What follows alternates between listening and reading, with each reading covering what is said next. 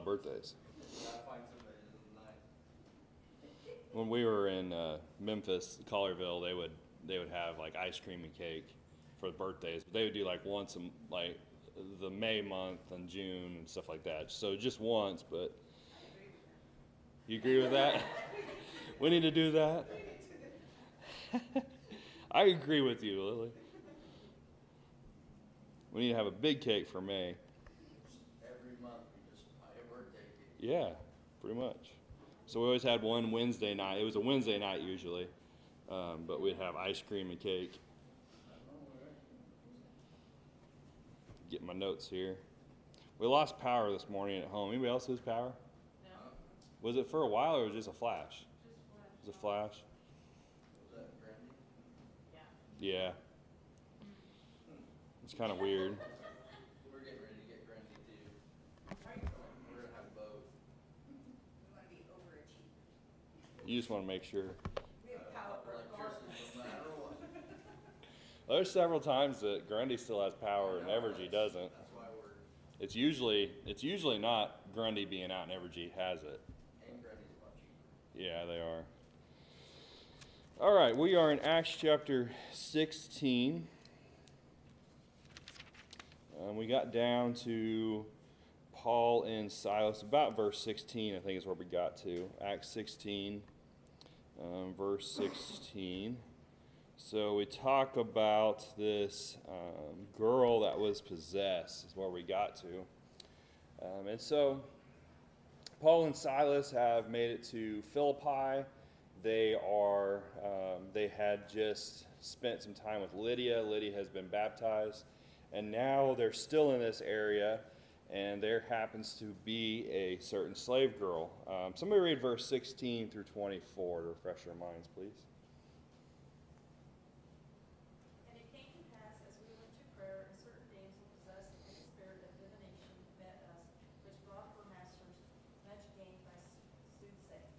The same followed Paul and us, and cried, saying, These men are the servants of the Most High God, which show us unto us the way of this salvation.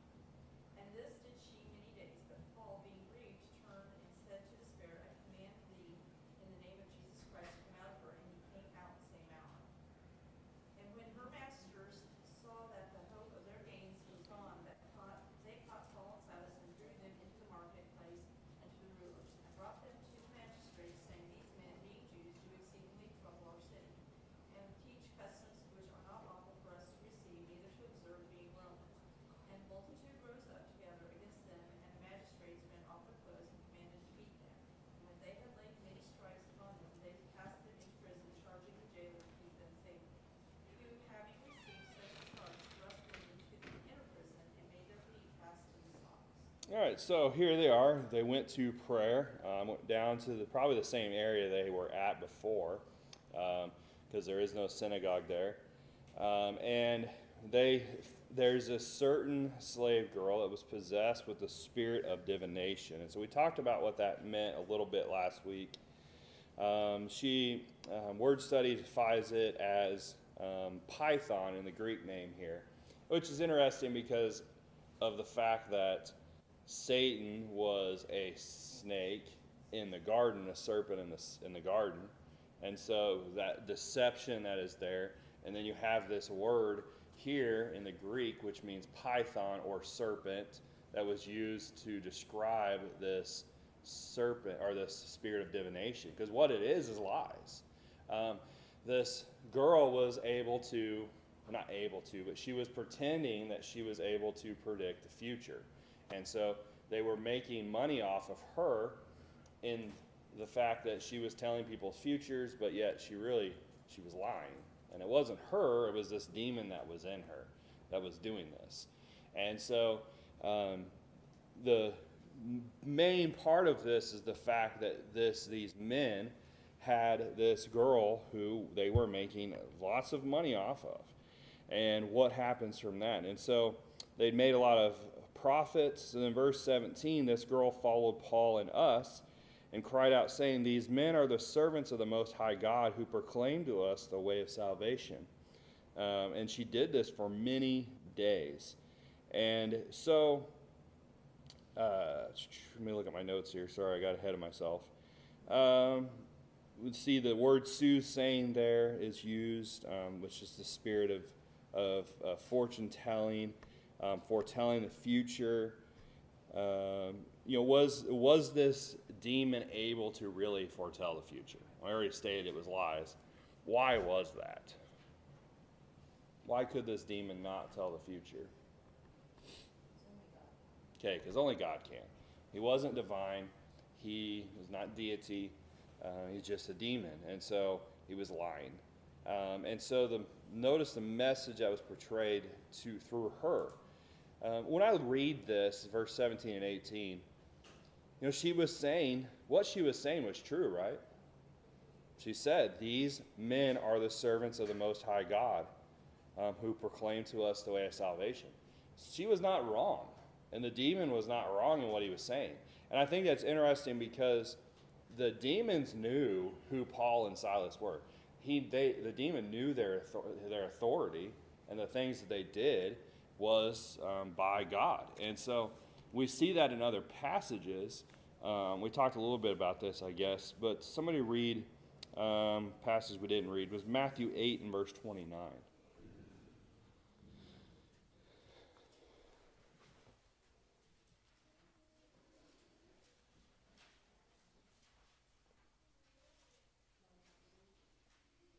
And behold, they cried out, "What have you to do with us, O Son of God? Have you come here to torment us before our time?" Okay, the demons recognized Jesus. Other passages, Mark 3, verse 11, Luke 4, 41, Luke 8, 28. We're not going to read all those, but we see that many times when Jesus was faced with a demon that was possessed in someone, they knew who he was. They knew what authority he was. And my favorite one is the example of the demons that were called Legion. And there was many of them in this man. And they asked Jesus to be able to go into the swine. And so there you see the power of Christ and how he had authority even over the demons. They couldn't do anything without his okay. And so they went into the swine and they went off the edge of the cliff. And so here this demon knew who they were and their authority, and he was stating the truth, but why was it frustrating Paul? When I look at it, I think of it as they were mocking him. This demon was mocking them. He was saying the truth, but he was mocking them. He or she is the demon here. And so she's following them around for day after day, just day in and day out. Can you imagine the frustration? Here they are. They're trying to talk to a group of people, and this girl is back here just yelling and mocking them and what they're doing. It's going to frustrate them in time. And so then verse 18, continue on in verse 18. It says that she did this for many days, but Paul, greatly annoyed, turned and said to the spirit, "I command you in the name of Jesus Christ to come out of her." And he came out that very hour. And so Paul put up with her evil for many days until it just reached a certain point. He had enough. And it says here, the word that's used here is, in the King James, is grieved. But here it says annoyed. It's what it means. It means to manage with pains, accomplished with great labor, to be troubled, displeased, offended, pained, to be worked up. And so it all really describes what was going on here. Paul he's getting very frustrated. Do you think that maybe whenever she was doing that, she said that because that was true, and people knew that was the truth, and they could view her as saying the truth? That's an interesting thought because, she could have, because she knew the truth of what they were, and so, it could have been showing, hey, this demon is telling the truth, and, maybe since he's telling the truth, then what he tells in other times could be true. That's a good point. That's a good way to look at it. Because I wouldn't know why he would put up with it many days unless he was going to use it for his benefit. Mm-hmm. Because when somebody annoys me, I'm not going to put up with it for days. Yeah. I know that. Ron knows that for a fact, right? But yeah, I mean, and it's probably right. He was waiting for the opportunity, and we see the result from that here in a minute. But yeah, it's a good thought. He didn't want it to been perceived that this demon was from God in a sense because he knew the truth. So yeah, that's a good point. And why did Paul not deal with her right immediately? Well, probably waiting for the right opportunity. Sometimes, people, we have patience with some people. Sometimes people mock, sometimes people do things like this, and, we have patience with them, but then it reaches a point where we've had enough. And, and I think that's where we see with Paul too. He just had enough, and the opportunity was right to do it then. The demon was speaking the truth, and Paul let it go on as long as that was happening. And then at some point he stopped speaking the truth. After when Paul said, okay, now we're done. Mm-hmm. Yeah, could be. Interesting thoughts. I mean, it could have been any of those things.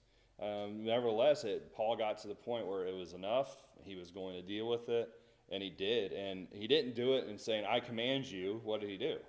What did he say? In the name of Jesus. So by the authority. And so the demon is saying, here they are, servants of the Most High God. Paul then says, in the name of Jesus, the Most High God, you come out of her. And the demon did. And so Paul commands the demon to leave her. He casts it out in the name of Christ. It shows by his authority he was doing that. And then it says that very hour. When you see that phrase, that very hour, what do you think of? Okay, usually immediately. But it can also, kind of seems like, okay, well, maybe did it happen for 30 minutes? Did it just, did Paul say that and then 20, 30 minutes later the demon left her? Would that have been miraculous? Would that have done what Paul was intending? No, it had to have been right there, that immediately. And so we'll see that phrase used other times. They seized him immediately, so. Yeah.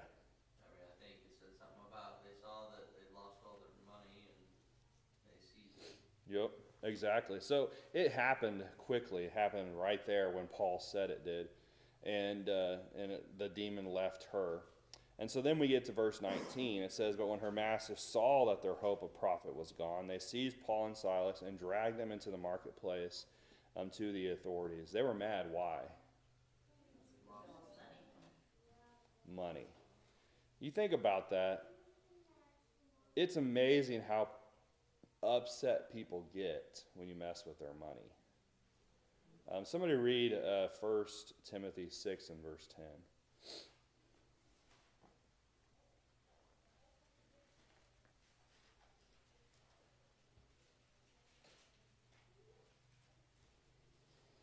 For the love of money is a root of all kinds of evil, for which some have strayed from the faith in their greediness and pierced themselves, through which many sorrows. Okay, so it's not money. This is probably one of the most misquoted verses you hear. People say, well, the money is the root of all evil. What is the root of all evil? The love of money. Okay, so money is not the problem, it's the love of it. But notice there the word root. What is the word root? When you think about root, what do you think of? The base, the foundation. And so notice it says the base, the foundation of all or some, depending on what version you read. Some will say all kinds of evil, some will say all evil. But the basis of most evil is the love of money. And so does that ring tried and true today? What is most things motivated by? Money and power. Power and money.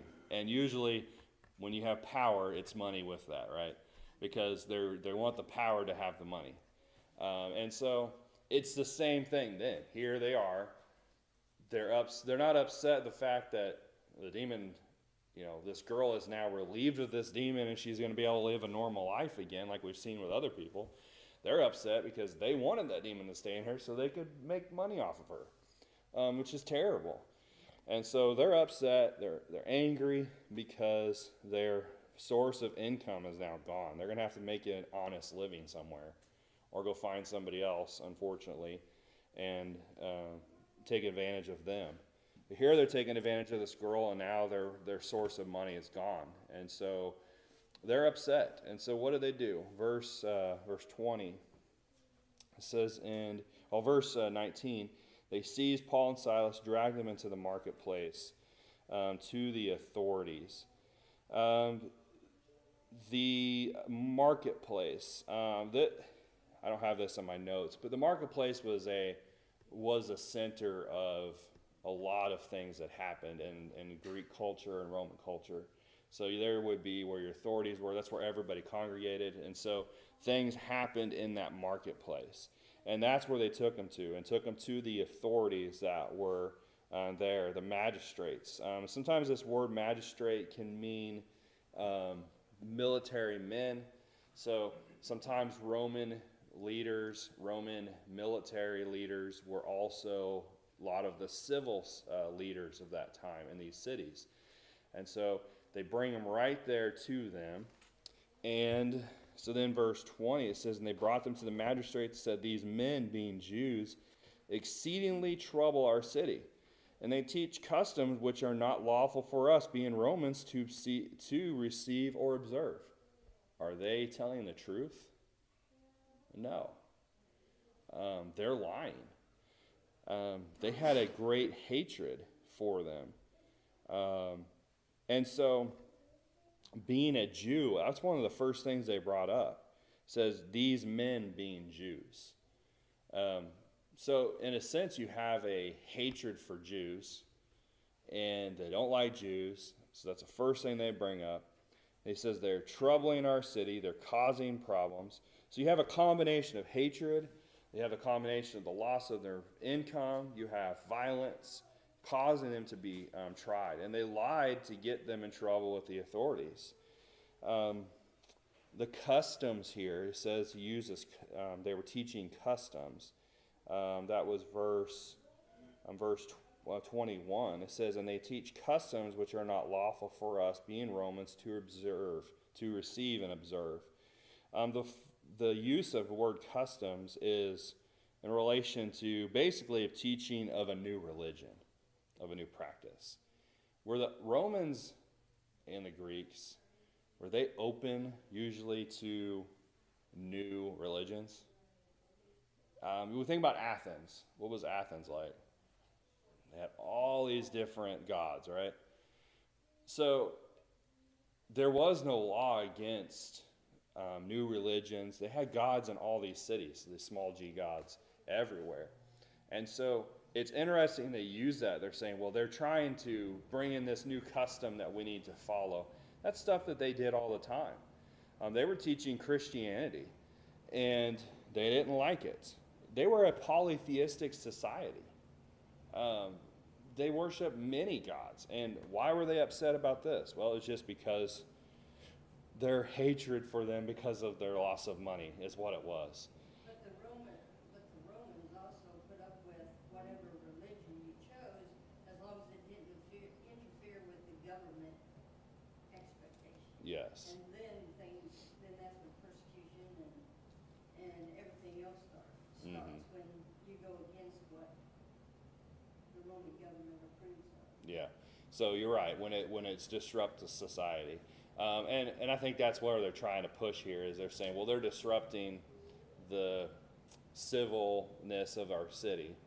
Because you see that with Paul later, the accusations they made with when he stood in front of Felix and things like that. They don't want to lose their position of their governing power.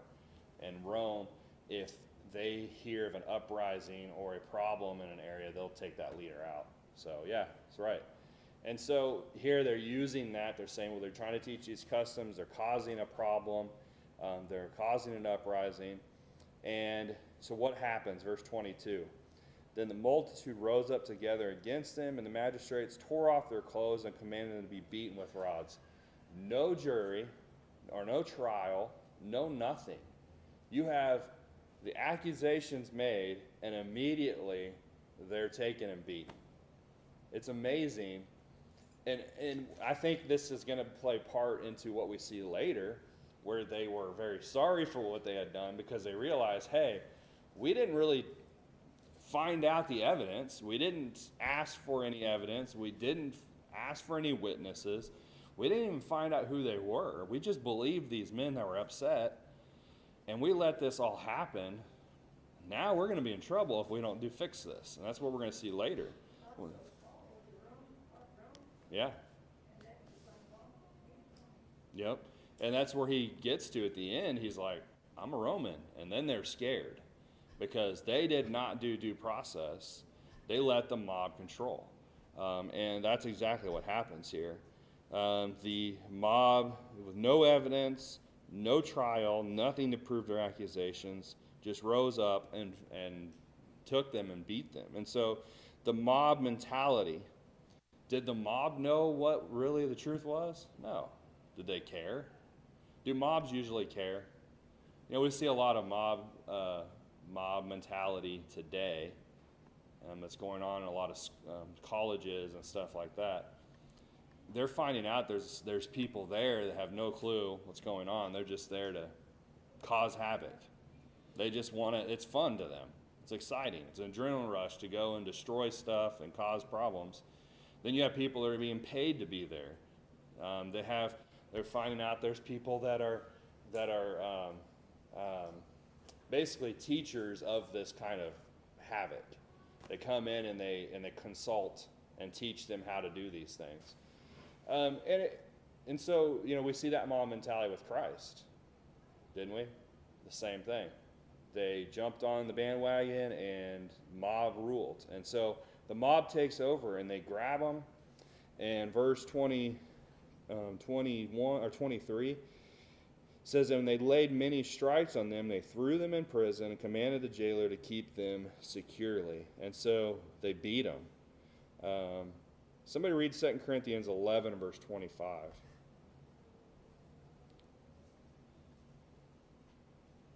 3 times I was beaten with rods, once I was stoned, 3 times I was shipwrecked, and night and day I have been beaten.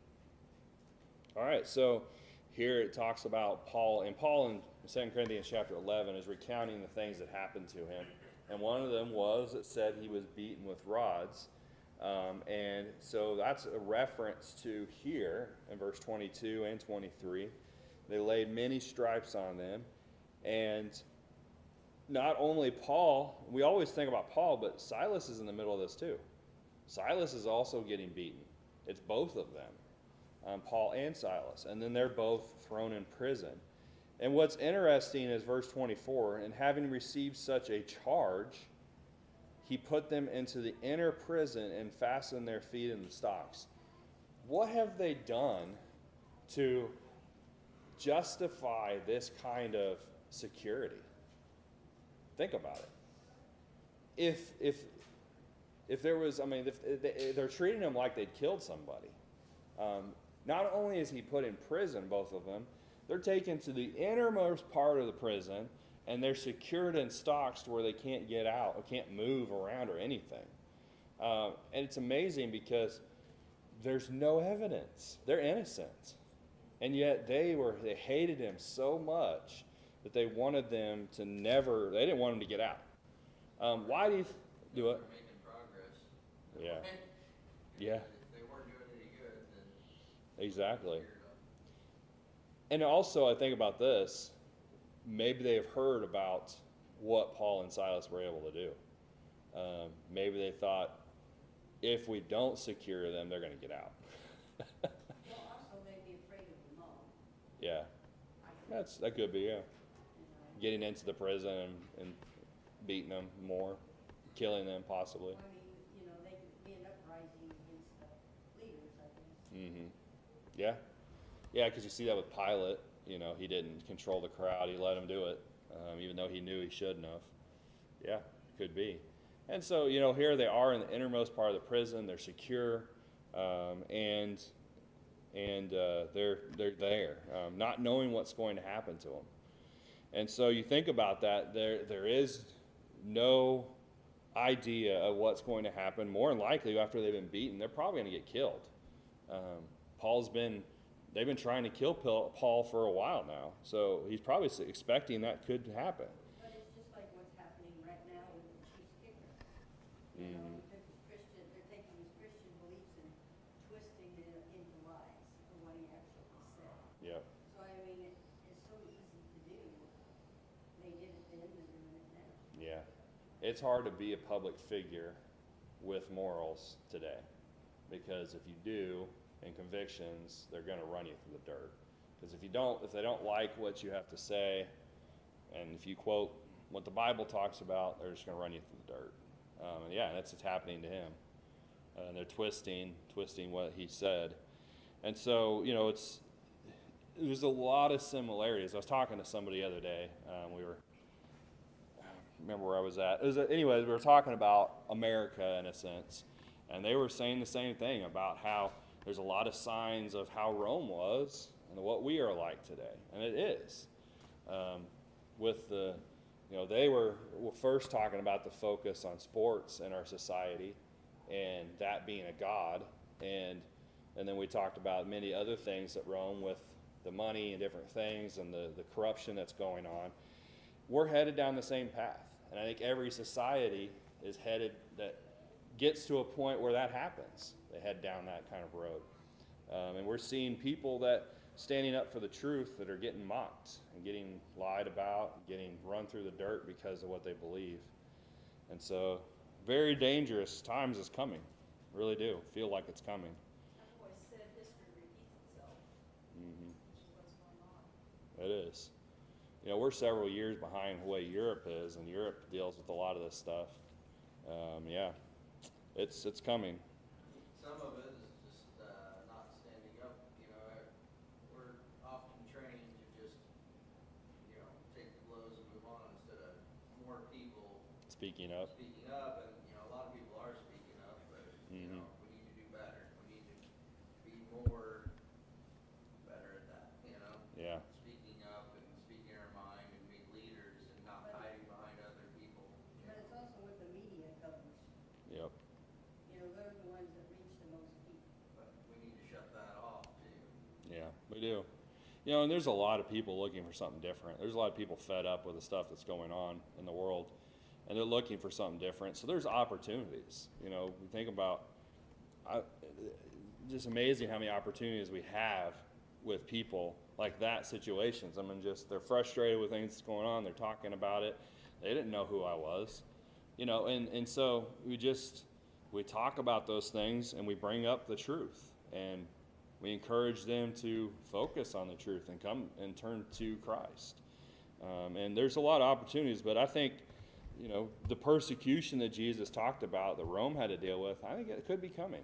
Maybe not in the same way, but it's headed that way. And we've got to be ready. And standing up together for the truth, speaking out more, is going to help, hopefully. All right, and so here they're thrown in prison. You imagine what's going through Paul's mind. And so that brings us to verse 25. So we want to read verse 25 through 34, please.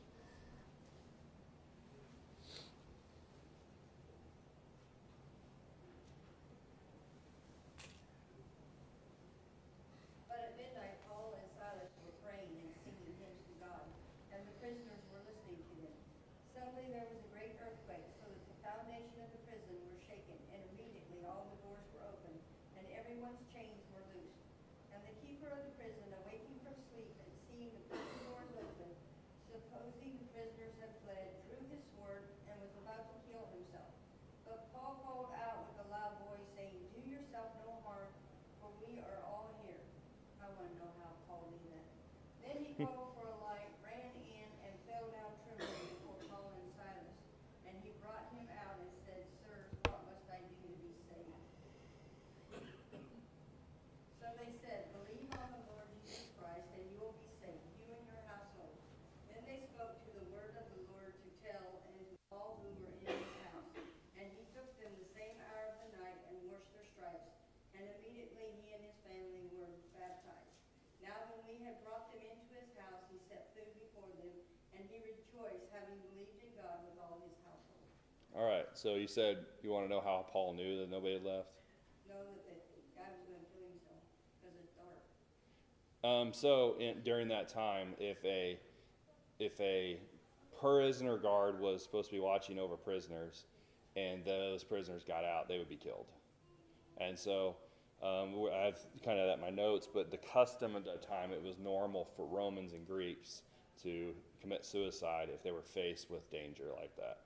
If they knew there was no way out because they knew they were going to be killed, they would just kill themselves to end it, not have to run through whatever was going to happen to them by the leaders. They were also personally held responsible for the prisoners in there. Yep, they would. And so that he knew if they had left, he was done. He was dead. And so they would commit suicide. And unfortunately, that was okay in their society to do that, and looked upon as fine. Definitely pulled the trigger fast though, without checking.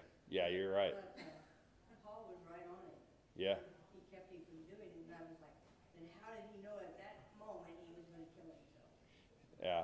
I wonder if the Spirit was telling him that That's what I was wondering. too. He would have known the prisoner would have been headed down that road, but for that instant, yeah, I think the Spirit probably had a part in that, because this is going to be a great example of the truth. And so here they are in prison, and you can imagine what's going through Paul and Silas's mind, but yet what are they doing? They're praying and singing. And I think it's interesting. It says in verse 25, they were praying and singing hymns to God, and the prisoners were listening to them. Prisoners were not singing along, but they were hearing it. And you think about that with what was going on. Imagine being in their situation and being that joyful. Those prisoners were listening. What do you think that example was doing? What was it teaching? Here, they're in prison too. And you have Paul and Silas who are not upset, mad, down, whatever the case may be, depressed, which I would think most of us would be like if we were stuck in prison for something that we shouldn't be in there for. They're joyful. And so these prisoners are listening. They're going, wow, this is different. This is different than everybody else around us. Everybody else is in the same boat as us, and yet here they are singing. And when you think about singing, do people sing when they're sad? I mean, hymns. We're talking about hymns here. It's more of it's a joyful.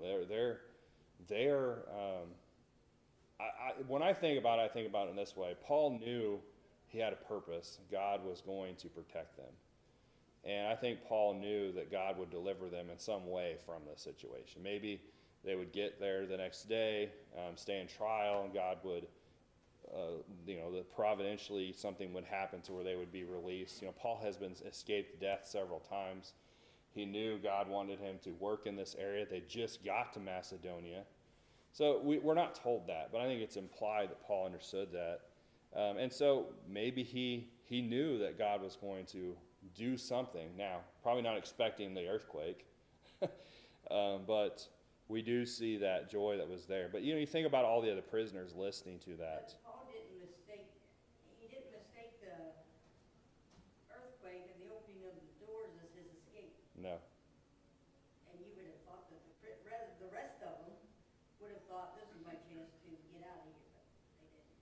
Yeah, and I think a big part of why they didn't was because of what Paul and Silas were doing here and the example they were setting here. And I think when that earthquake happened, people understood that God had a part in this. And because of the example of Paul and Silas, they stayed. They didn't leave. And so think about how impactful a person's example can be. They weren't teaching them. They weren't telling them, teaching them about the truth and that if something happens, whatnot. All they did was sing and pray. And their example made such an impact on them that the people didn't flee out of the prison. And so that brings us down to verse 27. So the earthquake happened, verse 26, so that the foundations of the prison were shaken, and immediately all the doors were open, everyone's chains was loosed. So not only Paul's, but everyone's.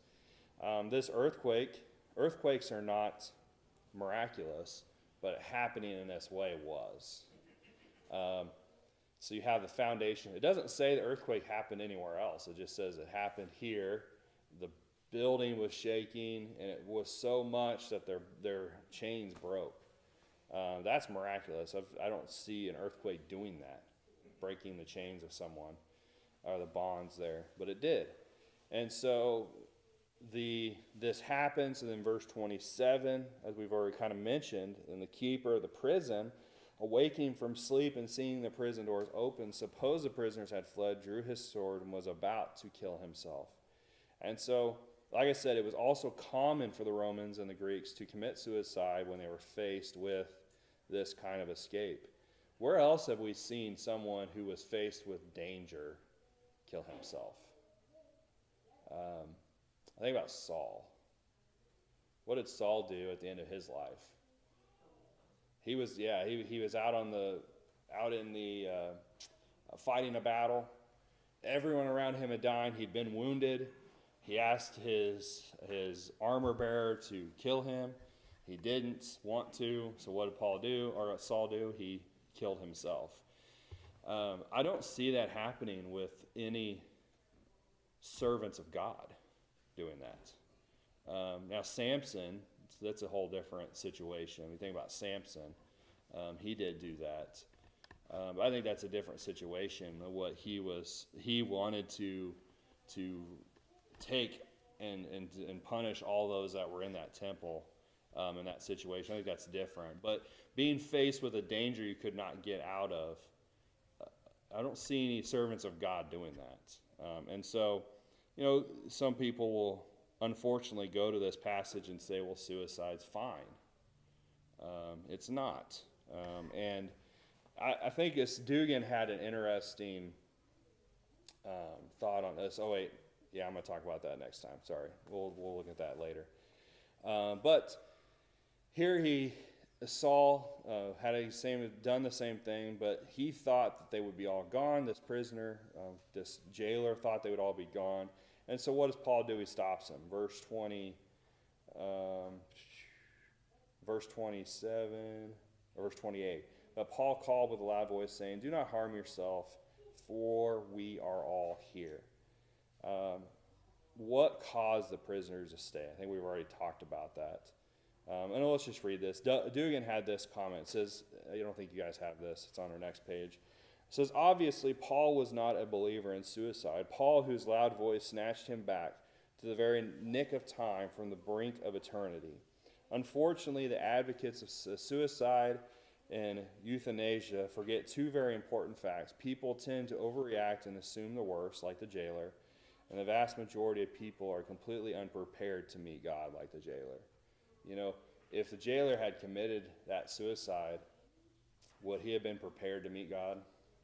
No. Paul knew that. Paul didn't want him to face that judgment day without being prepared. And here he made this quick impulse decision to kill himself without checking, without making sure these prisoners were gone. He just assumed it, and he's like, I'm going to end my life now. And Paul, in a sense, snatched him from that very definite ending to his life before he did it.